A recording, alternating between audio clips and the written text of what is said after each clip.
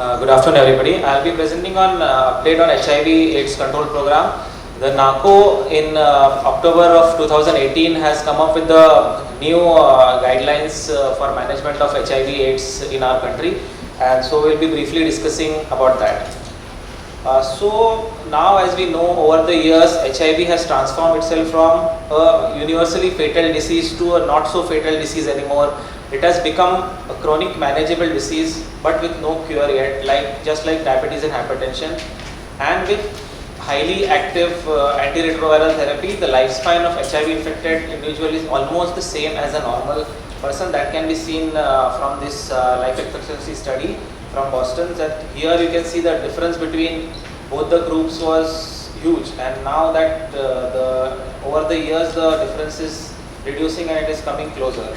So now more and more HIV positive person are living longer and living up till older age. So we are dealing with a different set of problem, more of a non-communicable diseases as compared to opportunistic infections that were seen previously. So this has been the NACO data of 2015 for HIV. India has a huge burden, the third largest number of PL/HIV in the world. The good thing was 67% decline in the new infections and 54% decline in AIDS-related deaths. And NACO needs to be given the credit for that, providing free ART for all the patients. So these are the different high-risk groups that should be specifically looked for and investigated and managed. These are the vulnerable groups also, like in drug users, ANC population, female sex workers and migrant workers. So what are the goals and the targets of the National AIDS Control Program? So according to the new guidelines that they have said that by 2030 end the epidemic of AIDS. That is the sustainable developmental goal. In that, by 2020 the WHO had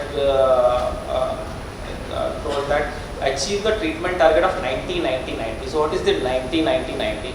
So 90% of the patients should know their HIV status, should be diagnosed. Out of them, at least 90% of the people should be on ART, and out of those 90% people should be virally suppressed. So they should have not just be on ART, they should be on an effective ART, and also to reduce the new infections by 75% from the baseline of 2010. As ma'am had already told regarding the act, eliminate HIV related stigma and discrimination. This is very important, and this is one of the reasons that there is a concept of retention in HIV care, and because of this HIV related stigma and discrimination, even though the first 290s we are able to achieve, but we are not able to achieve the last 90 because of patients are not retained in HIV care. And so we need to, as a primary care physicians and the first point of approach for the patient, we should be the one who should look into this and eliminate mother to child transmission of HIV. So briefly, this you may be knowing, untreated HIV infection, how does it progress? It is important because how the treatment guidelines have changed over the years. So the viral transmission occurred, then there is acute retroviral syndrome, seroconversion, then the patient usually remains asymptomatic for a long time, and then finally the patient becomes symptomatic HIV infection and gets AIDS-related opportunistic infection. So in for all the students, like in acute HIV infection, there will be very high viral load, but the antibodies will not be positive as of now.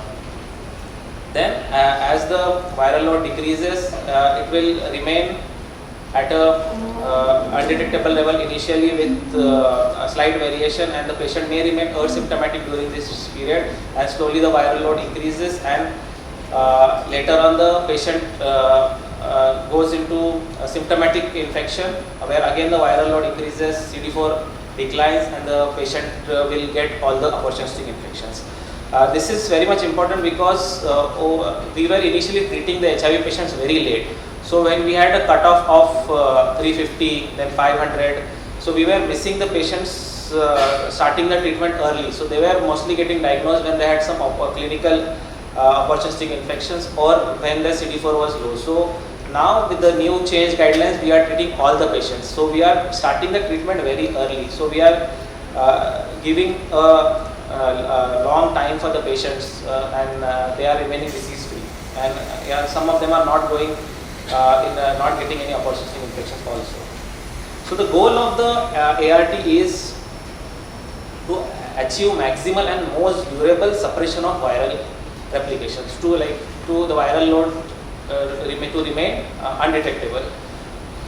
Apart from that, the major important is that we have very limited number of drugs that are available for our HIV patients. The first line, second line, third line, there are you can count on fingers.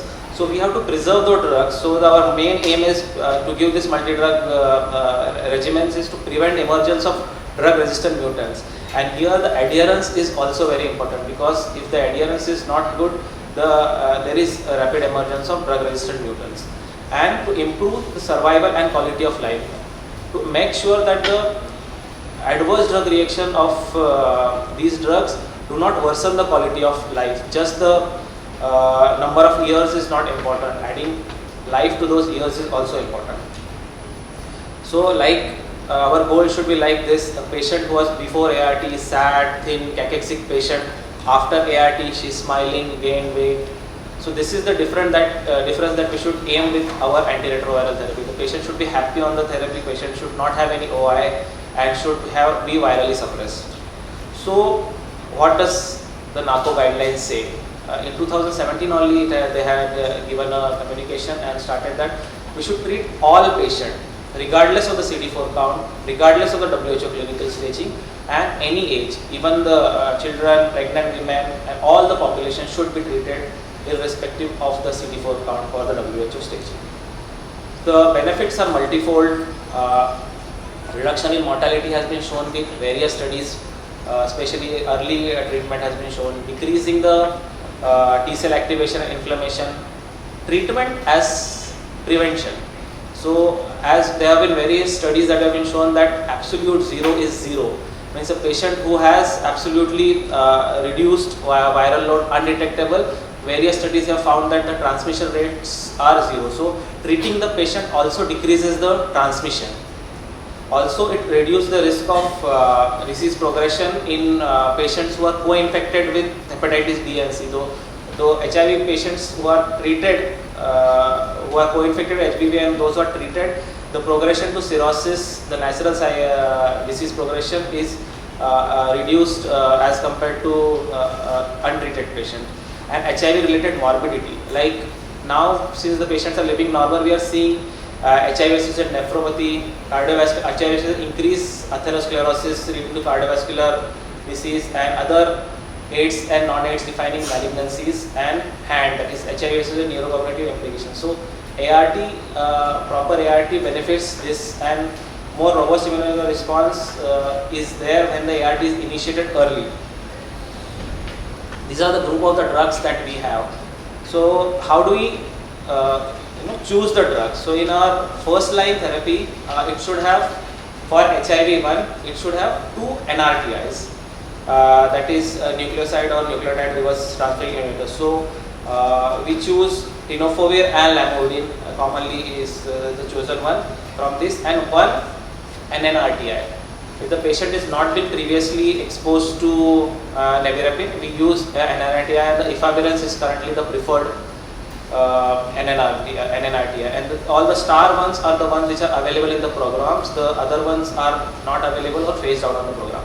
If the patient is already being nevirapine exposed, or the patient is HIV-2 or has failed on the first line, the other option that we have are we keep the NNRTI backbone and we use protease inhibitors. Atazanavir, ritonavir, or in HIV-2, lopinavir, ritonavir is the preferred one. And the newer one in that are used are integrase inhibitors. In the US, these are usually the first line, but they are raltegravir is the one that is available in our program for second, after the patient has second line failure or we cannot use other drugs. So these are available for us at present in our program.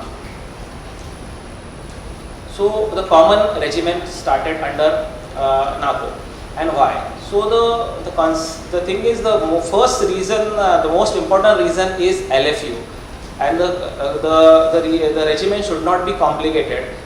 Everybody likes to have a single tablet to be taken only once a day. So a fixed dose combination was very important, and the one drug that for our HIV patient require TLE and TLC. So the TLE stand for tenofovir, lamivudine and efavirenz, 300, 300 and 600, one tablet daily at the bedtime, and give it with TLC, that is tender loving care, and your patient will remain in HIV care and will remain happy. There are some early side effects associated with efavirenz, but if we counsel the patient well and tell them to take at fixed times, over the time they can be managed, and the patient, most of our patients are able to tolerate, and they have been taking this for so many years now. So before starting the patients on ART, these patients are registered, that is pre-ART registration is there. So during that time, we do all the baseline investigations, we take history, and also we prepare the patient, because preparing the patient is important. Explaining the patient the expected side effects, the importance of compliance is important. So a comprehensive clinical and laboratory evaluation to assess baseline investigation. So in clinical, it is important to classify the patient based on WHO staging, whether you should be asking him history of any opportunistic infection, any HIV risk factors, or any sexually transmitted infections.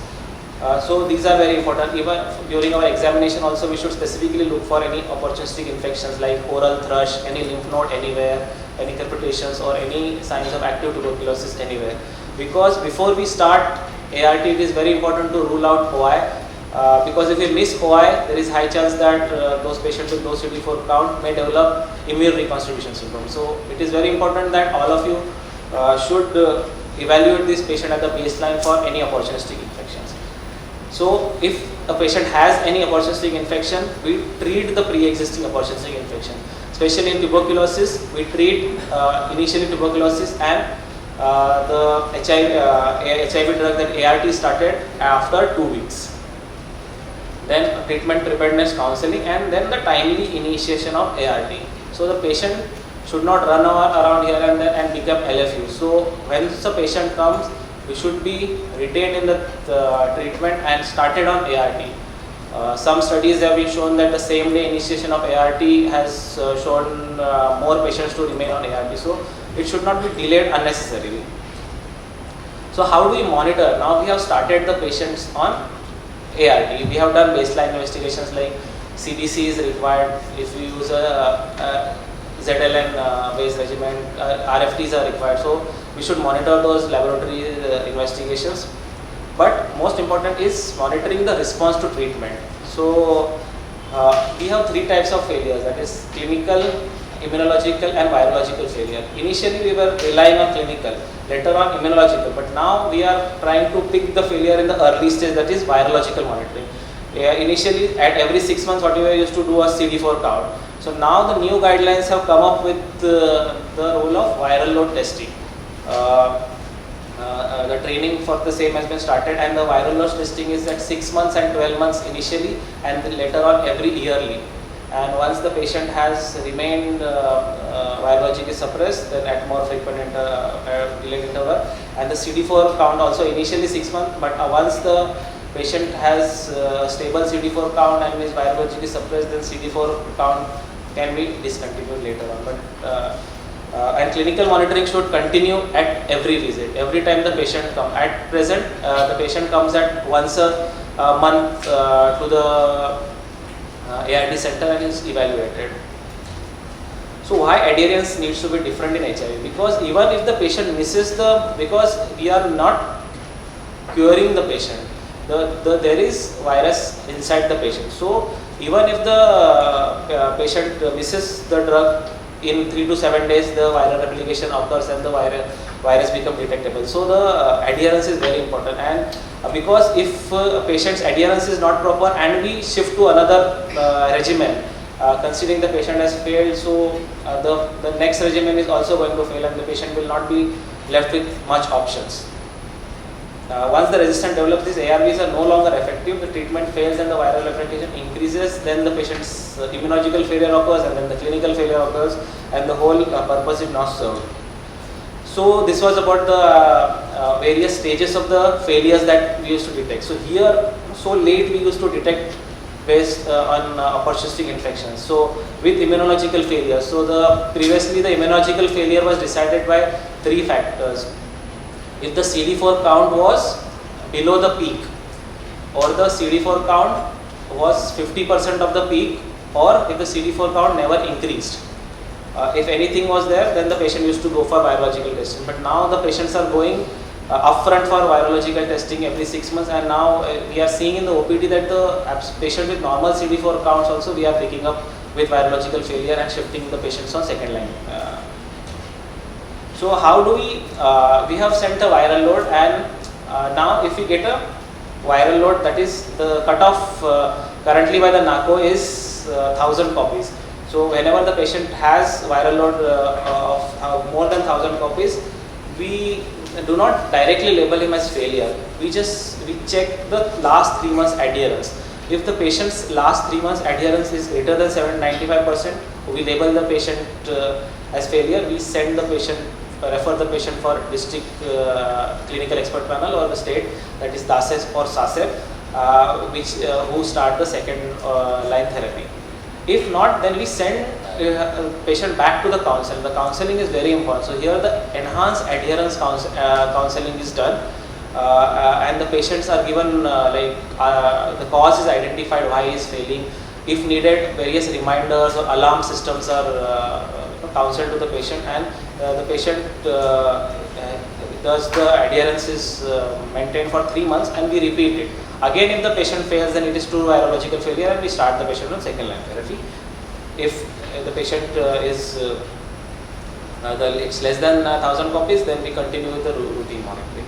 So this is the new thing that has come in NACO as compared to the previous guidelines. Also a brief word about ICTC, that is a single window access for all the services like voluntary testing, also use of condoms, also distribution of condoms, also PPT-CT, ART referral, HIV-TB referral to the center. Also to keep the treatment free of cost. India is one of the very few countries in the world who is providing, in spite of such a huge population, free of cost treatment with confidentiality for all the patients, and integration with health system and private sector. We are accepting the patients who are previously taking treatment from private sector into NACO because the cost of the treatment from private is exorbitant. Also, we are integrating ICTC with sexually transmitted infections and RNTCP. The tuberculosis patients are getting their FDC drugs at the HIV center only. So the other aspect is care, support and treatment, that I have already told that it is important that we give them this care support so that this patient are retained in our therapy. Lastly, about HIV-TB co-infections, we have already seen about the various management of MDR as well as drug-sensitive TB. So tuberculosis is a very common infection. So the NACO in its new guidelines have focused on 3 I's, that is intensified case finding, like the use of upfront CBNAT and upfront DST that was discussed now, use of invasive sampling for extrapulmonary tuberculosis, use of 4S symptoms that I will come later. What are the 4S symptom screening? The second I stands for INH prophylaxis therapy, that is giving all those patients who do not have active tuberculosis and are on ART and are HIV positive, irrespective of the CD4 count, give IPT, that is INH prophylaxis. INH is given as 300 mg daily for 6 months along with 50 mg of pyridoxine. And the last I is infection control, that is airborne infection control, that sir had told regarding we should fast track these patients early in the OPDs, do not keep them waiting, treat early, that is for infection control. Important thing is that HIV patients are at increased risk of developing tuberculosis. So you and I, those who are not immunocompromised, we have a 10% risk of developing active tuberculosis once we are exposed to tuberculosis. Hence we have developed latent tuberculosis. But in HIV positive population, the risk is 10% per year and a lifetime risk of approximately 60%. So it is important that during this vulnerable period of early initiation of ART till the patient's immunity improves, we give them IPT, that is isoniazid based therapy. So what is 4S complex? That is, we screen the patient every time a patient comes to our contact at ART center. We screen the patient for 4S. In an adult patient, the 4 symptoms are S stands for symptoms here. Current cough. If the patient has current cough, he is having a fever, he is having weight loss or night sweat. The answer to any one of this is yes. Then we investigate the patient thoroughly for active tuberculosis. If we find him to be having active tuberculosis, we start ATT first and then ART. If we find some other cause, we treat that cause and then start ART and IPT. If not, then if the patient does not have any diagnosis and has improved, we start the patient on ART as well as isoniazid prophylaxis. In children, there are few changes. Instead of weight loss, a poor weight gain is an important symptom, and any contact with a TB case is also, if it is there, then we actively investigate these patients. About PPT, prevention of parent to child transmission, because it is important as the transmission can occur during pregnancy, during delivery and breastfeeding. So there are 4-pronged strategy that the NACO has come up with. First is primary prevention, means before these patients have become pregnant, we prevent HIV in the general population. So here it adolescent and reproductive sexual health. So teaching this population, training them and counseling them about safe sexual practices and prevention of HIV. Second is if the prevention of unintended pregnancies. If a HIV positive mother, the pregnancy should be planned in confidence with the ICTC center or the family planning center or the gynecologist through which the patient is going.